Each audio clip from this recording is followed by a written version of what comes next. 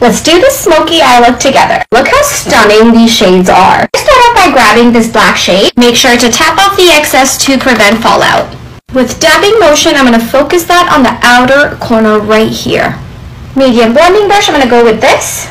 And this is going to be our transition color. Again, I'm dabbing the product on before doing this. This technique will give you more color payoff and less patchiness. Now, using a clean blending brush, we're going to blend everything up to the brow. All you have to do right now is trust the process and blend. Now we're going to grab this shade and we're going to apply that to half of our lid right here. Adding this purple liner by Kaleidos. Angle brush, we're going to go with this shade and I'm going to place that on the lower lash line. Dior highlighter to highlight. Generous coat of mascara. Lashes by Kiss.